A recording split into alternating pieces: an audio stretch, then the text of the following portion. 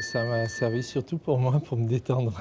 Ça permet de se déconnecter, de prendre de la distance, d'être vraiment dans ce qu'on fait. Ça nous apporte des bénéfices considérables dans la gestion du stress, mais aussi dans l'amélioration de la communication avec les patients, dans l'exercice de l'empathie, par exemple. Êtes-vous tendu, détendu, Fermer les yeux, contracté? focaliser son attention sur sa respiration. La méditation de pleine conscience est entrée à l'hôpital. En colère, Cet exercice régulier permet aux soignants de s'occuper de soi pour mieux s'occuper des autres. d'autres sensations. Déjà plus d'une soixantaine d'entre eux la pratiquent au CHU. Vers le cœur.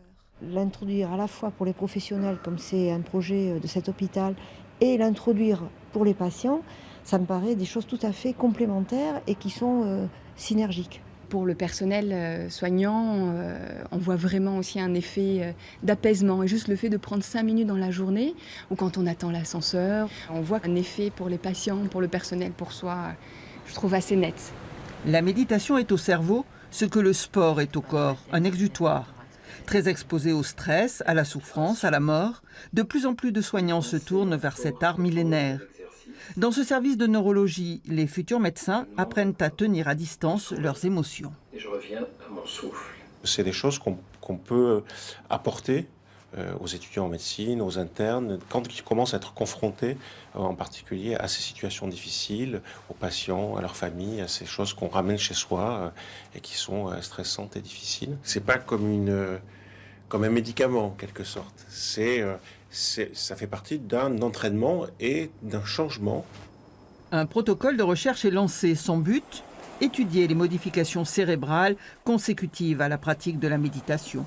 L'intérêt, c'est quand la recherche fondamentale va accompagner presque le soin, j'allais dire, c'est-à-dire que non seulement on va découvrir des choses sur les effets de la méditation sur le cerveau, mais en plus on va faire du bien aux gens. Vous êtes une montagne.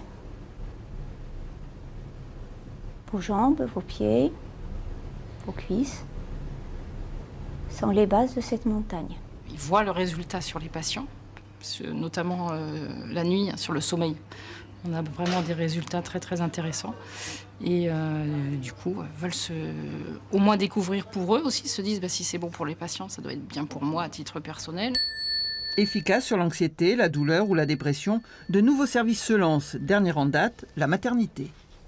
On propose 30 minutes toutes les semaines. On a pas mal de succès puisqu'on a déjà à peu près une trentaine de personnes qui se sont présentées et avec des bons retours.